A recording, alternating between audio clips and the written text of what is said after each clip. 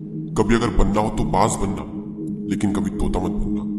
तोता बोलता तो बहुत है, लेकिन ज्यादा ऊंचाई तक उड़ नहीं सकता। बाज बोलता बहुत कम है, लेकिन सबसे ऊंचाई पर उड़ता है और बाकी पंछियों का राजा होता है एक बाज। आज मैं आपको 5 ऐसे पॉइंट्स बताऊंगा जो कि हर इंसान को बाज से सीखना चाहिए और लाइफ की बहुत बड़ी लर्निंग है इन 5 पॉइंट्स में। पहला लेसन, ईगल फ्लाई अलोन।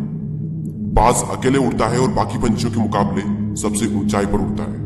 बाज अकेले उड़ेगा, लेकिन कभी भी चिड़िया और छोटे पंछियों के साथ नहीं उड़ेगा। बाज हमेशा या तो बाज के साथ उड़ता है या फिर अकेला उड़ता है।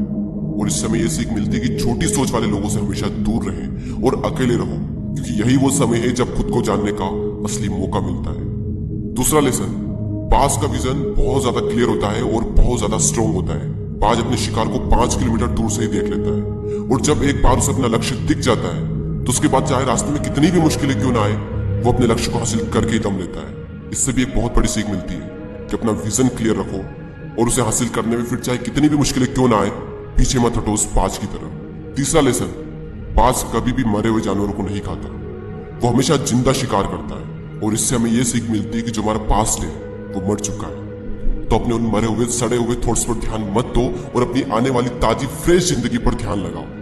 अपने पास्ट की पुरानी यादें जो तुम्हें तंग करती है उन्हें वही रहने दो जहां पर उसकी जगह है, और तुम्हारे पास्ट की जगह है तुम्हारे पास्ट में, उसे वर्तमान में जगह मत दो। क्योंकि एक बार अगर तुम्हारा पास्ट तुम्हारे प्रेजेंट में आ गया तो तुम्हारा पास्ट तुम्हें कभी प्रेजेंट में नहीं रहने देगा। पास्ट में तुम्हारे साथ कितना भी बुरा क्यों ना हुआ हो, वो सब यादें, वो सब थॉट्स मर चुके हैं, और उस बाज की तरह बनो जो कभी भी मरी हुई चीजों को नहीं खाता।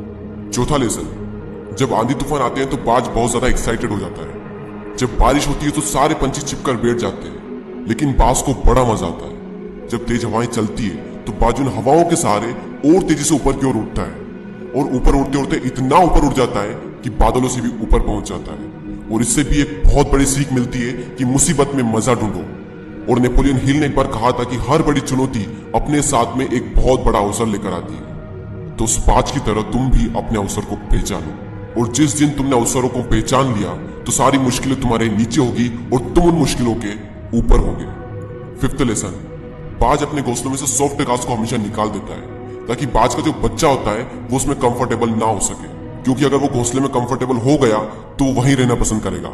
लेकिन बाज ऐसा कभी होने नहीं देता। बाज एक पंछी है और उसे भी ये बात पता है कि there is no growth in comfort zone. लेकिन हम तो इंसान है ना, और इंसान होने के बावजूद भी कई सारे लोग इस बात को समझते ही नहीं। आप जितना ज्यादा कंफर्ट जोन में रहोगे, आपकी लाइफ आने वाले टाइम में उतनी ही ज्यादा अनकंफर्टेबल हो जाएगी।